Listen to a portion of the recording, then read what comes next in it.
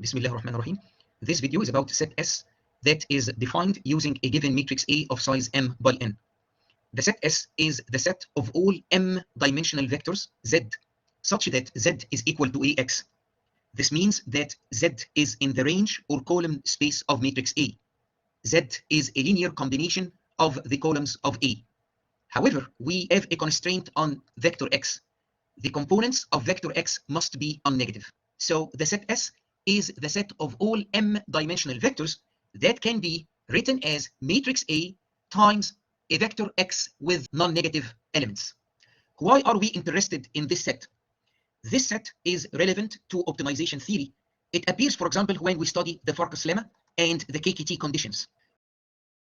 What is the property of set S that is of interest to us in this video? It is that set S is a closed set. Why is this important? Because there are some theorems in convex analysis that are applicable to sets that are non-empty, convex, and closed. Set S is non-empty. We are sure that the all zero vector in the n-dimensional space is in this set because the all zero m-dimensional vector can be written as matrix A times the all zero n-dimensional vector. This vector here has non-negative components. If we take matrix A and multiply it by EK, that's the kth canonical vector in the n-dimensional space. It's the vector with zeros everywhere except one in the kth position. Now this vector is a non-negative vector. A times this vector will give us the kth column of matrix A. This means that all the columns of matrix A are in this set S. And also any column of matrix A that is multiplied by a strictly positive real number. The set S is definitely a non-empty set. From the definition of a convex set, we can show that the set S is convex. But there are theorems that require our set to be non-empty, convex, and closed. For instance, we have this separation theorem that if S is non-empty, convex, and closed, if vector Y is not in S, there exists vector lambda such that lambda transpose Z is strictly greater than lambda transpose Y for every Z that is in S. To be able to use this result, we need the set to be closed. This video includes a proof that this set S as defined here is indeed a closed set. If we have a sequence of vectors in set S, Z1, Z2, Z3, and so on, and this sequence converges as n tends to infinity to some vector Z tilde, for the set S to be closed, we must have Z tilde to be also in the set S. And this must be true for all converging sequences.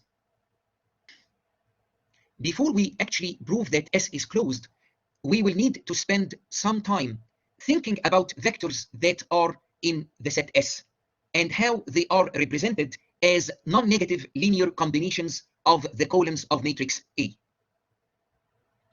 Consider vector Z in the set S. Then we can find vector x with non-negative elements such that z is equal to ax. Elements of x can be 0 or strictly positive real numbers. Let's define the set Jz. It's a subset of the set of the positive integers from 1 to n. The set Jz is the set of positive integers from 1 to n such that the kth component of vector x, x of k, is strictly positive. The set Jz contains the indices or the positions in vector x that contain strictly positive elements. Suppose that matrix A is this 3 by 4 matrix. We have vector Z that is equal to this matrix A times vector x. Vector x has the 4 elements 31, 0, 37, 0. This particular vector Z is represented as A times this vector x. J of Z is the set containing the two positive integers 1 and 3, because vector x has strictly positive elements in the first and third positions. We know that a matrix vector multiplication can be understood as follows. A times x is the first column of A times 31, plus the second column of A times 0, plus the third column of A times 37, plus the fourth column of A times 0. We can rewrite Z in the following way.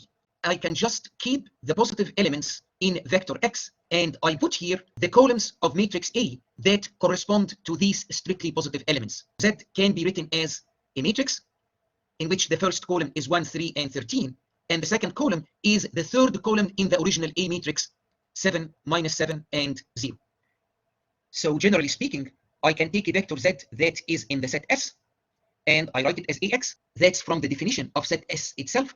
But I can also say that vector z is a, and then as a subscript we have jz, and then times vector x with a subscript jz. The notation used here is defined as follows: a sub u, where u is a subset of the set of positive integers from 1 to n. This is a matrix with m rows, exactly like matrix A, but the number of columns is the cardinality, or the number of elements in the index set U, denoted here like this. If set U, for example, has the elements 2 and 3, this means that the columns of matrix A sub U are the second and third columns of the matrix A. If I write a vector with subscript U, this is a vector with a number of components that is equal to the cardinality, or the number of elements in set U. The components of vector xu are those of vector x indexed by the elements of the index set U. Given this notation, if I write down z is equal to a jz x jz, it means that I do something exactly like this one. Vector x jz contains the elements of vector x that are strictly positive. Matrix A jz contains the columns of matrix A corresponding to the strictly positive elements in vector x. Let's investigate the columns of matrix A, J, Z. These columns may be linearly independent. This is fine, and we will make use of this property later. But the columns of this matrix may be linearly dependent. If this is the case, we will show shortly that vector Z can be represented using a fewer number of columns. That is to say, we can write Z as A J tilde Z X J tilde Z, where the number of elements in J tilde Z is strictly less than the number of elements in JZ. If the columns of AJZ are linearly dependent, there exists a non-zero vector gamma such that AJZ times gamma is the all-zero vector. If the columns of AJZ are linearly dependent, then the null space of matrix AJZ is non-trivial. It contains vectors that are not the all-zero vector, and that satisfy that A jz times the vector gives the all-zero vector. If I take this vector gamma, which is a non-zero vector in the null space of AJZ, and multiply it by the real scalar tau, then we can write vector z as AJZ times, between brackets, xjz minus tau gamma. The reason for this is that the first term here is AJZ xjz, and this is vector z itself, minus the scalar tau. Then we have AJZ times gamma, and this product here is the all-zero vector. So this is equal to z. As we can see, we have another representation for vector z, so long as tau is non-zero. But the question is, are the components of this vector non-negative? Let's set the scalar tau to a particular value. We obtain this value as follows. We take the vector x jz. Here the elements are strictly positive. We take vector gamma. Vector gamma can have 0 and negative elements, but we are sure that there is at least one element that is not equal to 0. We construct the set x jz of v, that's the vth component in this vector, divided by the absolute value of gamma of v. We divide by the absolute value of the vth component of this vector, so long as this vth component is not equal to 0. This set here is constructed by taking a component of vector x and dividing it by the absolute value of the corresponding component in vector gamma, so long as the component in vector gamma is non-zero. This set is non-empty, again, because we are sure that vector gamma contains at least one non-zero element. This set here has those ratios. Let's try to obtain the minimum ratio. Let's say that the minimum ratio is when v is equal to k bar. This means that xjz of v divided by the absolute value of gamma v is greater than or equal to xjz of k bar divided by the absolute value of gamma of k bar. We choose the scalar tau to be equal to xjz of k bar divided by gamma of k bar. Let's investigate the vector xjz minus tau gamma. If the vth component of gamma is equal to 0, then the vth component in this vector is the vth component in vector xjz. which by definition is strictly positive. Recall that this index set JZ keeps a track of the elements of vector X that are strictly positive. If gamma of V is equal to 0, then the Vth component of xjz minus tau gamma is xjz of V, and that's strictly positive. What if gamma of V is positive or negative? We have this inequality here. Multiply both sides by the absolute value of gamma of V. We have this inequality. The absolute value of gamma of V divided by the absolute value of gamma of K bar can be written as the absolute value of gamma of V divided by gamma of K bar. For every real number eta, we know that the absolute value of eta is greater than or equal to eta. So x of jz of V is greater than x of jz of K bar times this absolute value, which can be lower bounded by the ratio gamma of V to gamma of K bar. So we have this inequality here.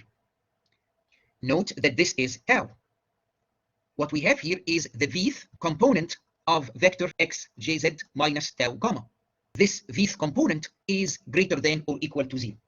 The conclusion now is that if we choose the value of tau given this procedure of constructing this set, then obtaining its minimum, then this vector is a vector with non-negative components. But we can actually say more. If V is equal to K bar, the left-hand side of this inequality is exactly equal to 0. It is not just that this vector contains non-negative elements. We are sure that at least one element in this vector is exactly equal to 0. On the next page, I will provide a numerical example to demonstrate what we have done here. Suppose that this is matrix A of size 3 by 6, and this is vector Z. This vector is in the set S associated with matrix A because we can write down Z as A times vector X, which is this 6 by 1 vector with non-negative components. What is the set JZ? The components of vector X that are strictly positive are the second, third, and sixth. So JZ has the elements 2, 3, and 6. The vector xjz is the three-dimensional vector with components 5, 1/2, and 1/4. And matrix AJZ is the 3 by 3 matrix containing the second, third, and sixth columns from matrix A, like this. The columns of matrix AJZ are linearly dependent. If we take 2 times the first column, we get 2, 4, and 2. Minus 1 times the third column, we get -2, -4, -2. The sum of these vectors is the all-zero vector in 3 dimensions. This vector is vector gamma. It's a non-zero vector that is in the null space of matrix AJZ. Now what we do is we construct the set in which we take an element in xjz divided by the absolute value of the respective element in vector gamma, so long as that element is not equal to 0. So we have 5 divided by 2. Now we will skip the second elements here because gamma of 2 is equal to 0. Then we have 1/4 divided by the absolute value of -1. That's 1/4. 1/4 is less than 5 over 2. And so in our case, we will choose tau to be 1/4 divided by -1. Tau is -1 over 4. What is the vector xjz minus tau times vector gamma? It is a non-negative vector, but the third component is equal to 0.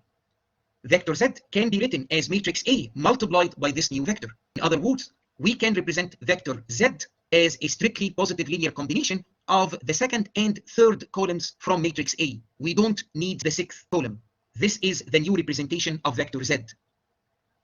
We initially wrote down z as a positive linear combination of 3 columns from matrix A, but those 3 columns are linearly dependent. We have exploited this fact to write down z using just 2 columns. And now these 2 columns are linearly independent. This is an application of the procedure explained on the previous page. If the columns of AJZ are linearly dependent, we are able to represent vector z using a fewer number of columns from matrix A. We have now established the following fact. Given any z in the set S, the set of n-dimensional vectors that can be represented as a non-negative linear combination of the columns of matrix A, we can write z as AJZ xjz. Jz is an index set. It's a subset of the set of positive integers from 1 to n. The columns of AJZ are the columns of A with indices in the set Jz. The columns of AJZ are linearly independent. If they are linearly dependent, we can carry out the above procedure more than once if needed. We start with the matrix AJZ with linearly dependent columns, then we can obtain a representation with at least one less column. Then we check the new matrix.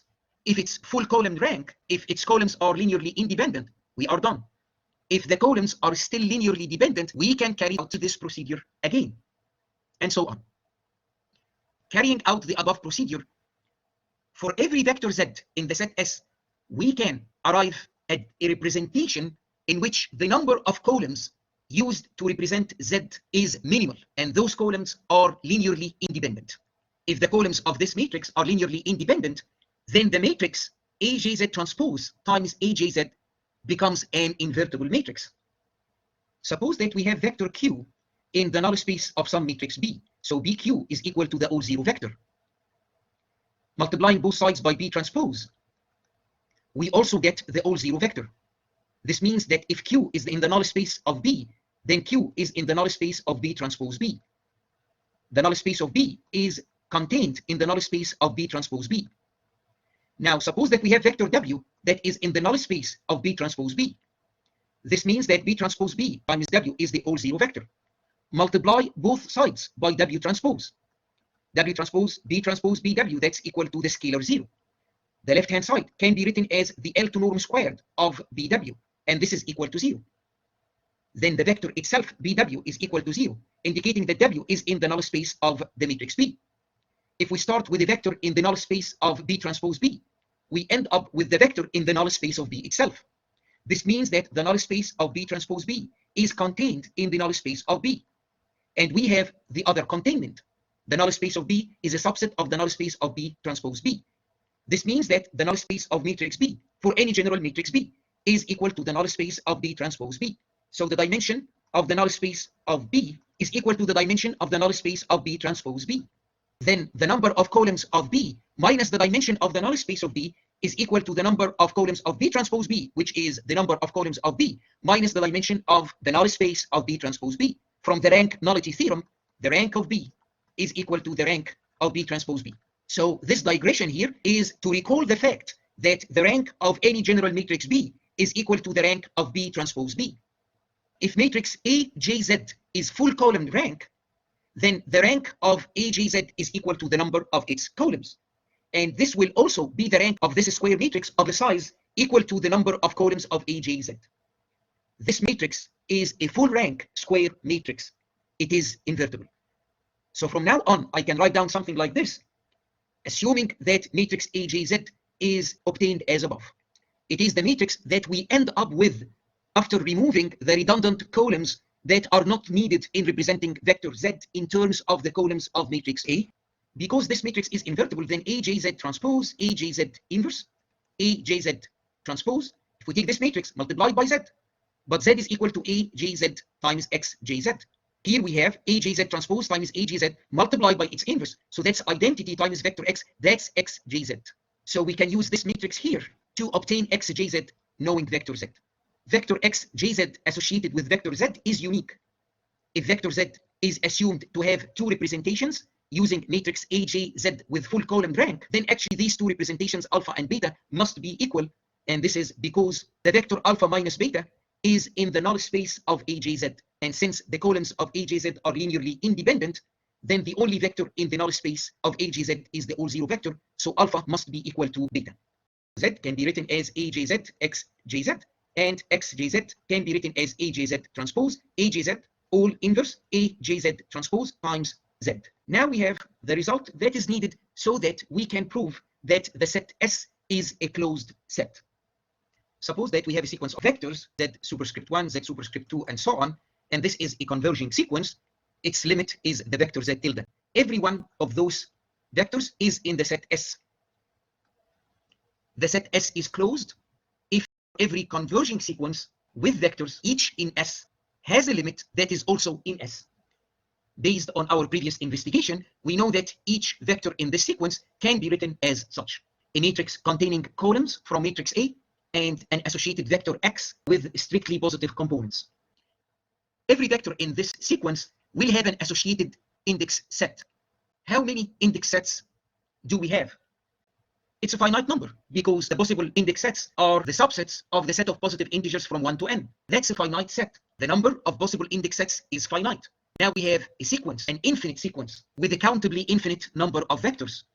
Then there must be at least one index set that occurs infinitely often in the sequence. The number of index sets is finite. If we have a finite number of vectors associated with each index set, then the total number of vectors is finite. But we have an infinite sequence. It must be the case that at least one index set is associated with an infinite number of those vectors. Let's call this index set J bar. We will now focus on the subsequence from the original sequence such that every vector in the subsequence is represented using a J bar. What we are doing here is that we want to work with a specific column submatrix of A. We want to work with a matrix that does not change with the index Vk. So we have ZV. This is a sequence of vectors from the set S. This is converging to the m-dimensional vector Z tilde. But we will work with a subsequence Z of Vk, where k is 1, 2, 3, and so on. Z superscript Vk may be Z1, Z17, Z18, Z132, and so on. The most important thing is that it's a subsequence with an infinite number of elements, and that each one of those guys is represented with the same column submatrix of A, denoted here by A sub J bar. If there is a sequence converging to a limit, then any subsequence extracted from the sequence will converge to the exact same limit. Vector ZVK is equal to A J bar, and then the vector with strictly positive elements here is denoted as alpha superscript K. Let's review two results that will help us finish off this proof.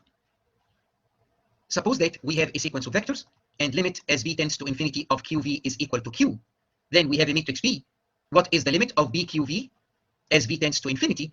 The claim is that the limit is the matrix B multiplied by Q.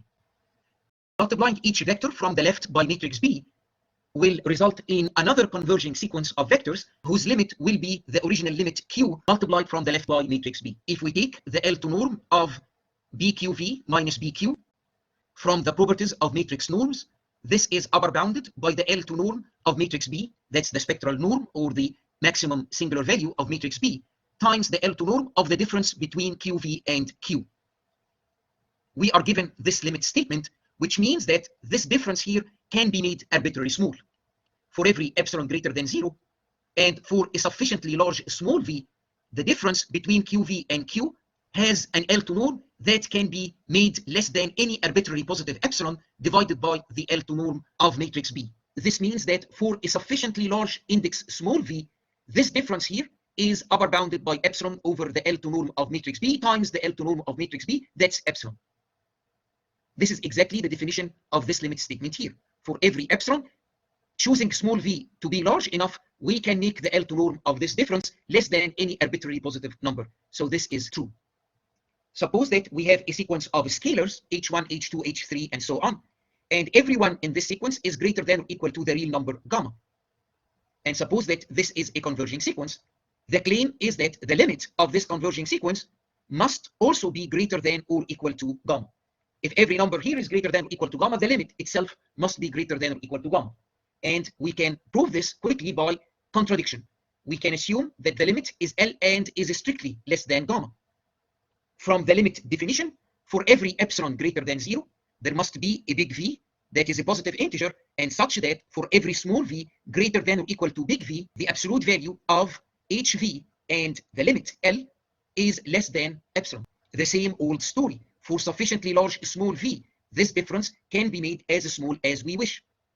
The absolute value of a real number is greater than the real number itself. For every small v greater than or equal to big V, we have HV minus L less than epsilon. H of V is less than L plus epsilon. And this is true for any positive epsilon. Now we are assuming that the limit L is less than gamma, which is a lower bound on this sequence. So gamma minus L over 2 is a positive number. This statement here is true for any positive epsilon. Let's set epsilon equal to gamma minus L over 2. For this particular choice of epsilon, there is a corresponding big V, such that for every small v greater than or equal to big V, we have H of V less than L plus epsilon, which is gamma minus L over 2. This is gamma plus L over 2. By assumption, L is less than gamma, So gamma plus L over 2 is strictly less than gamma plus gamma over 2, and that's gamma. The conclusion given this assumption is that for every sufficiently large small v, we have h of v strictly less than gamma. But this contradicts the fact that for every positive integer small v, h of v is greater than or equal to gamma. Our assumption is false. The limit of this sequence cannot be less than gamma. If every element in the sequence is greater than or equal to gamma, then the limit is greater than or equal to gamma. As a special case, if hv is non-negative for every v, then the limit as v tends to infinity of hv must also be non-negative. We have the limit of z vk as k tends to infinity equal to z tilde. Recall that each vector in this subsequence can be written as aj bar times alpha of k. If this limit statement is true, then we can multiply the sequence of vectors by this matrix, and this sequence will converge to the same matrix multiplied by z tilde, like this. Because z vk is equal to aj bar alpha k, then we have aj bar transpose aj bar, and here is the inverse. These two guys together give identity, and so now we have the following limit statement. The limit of alpha k as k tends to infinity is equal to aj bar transpose aj bar all inverse aj bar transpose z tilde. This is a vector with a number of components equal to the cardinality of the index set g bar. Every component in this vector converges to the respective component in this limit vector, but the alphas are strictly positive. The elements of alpha k for every k are strictly positive. Based on our second result, we can say that each component in this limit is non-negative. From here we have that limit k tends to infinity of aj bar alpha k is equal to aj bar, and then this limit here. What is aj bar alpha k? That's z vk. We have this result here. But our starting point is that the limit as k tends to infinity of z vk is equal to z tilde. By the uniqueness of limit, these two guys must be exactly the same. Vector z tilde is equal to aj bar, the inverse of aj bar transpose aj bar transpose z tilde. You may say, then what? This is equal to aj bar, and that's a selection of columns from matrix A, times this vector, and this vector is a non-negative vector. Z tilde is a non-negative linear combination of the columns of matrix A. Z tilde belongs to set S. A converging sequence with vectors taken from set S will converge to a limit that is also in the set S. Therefore, set S is a closed set.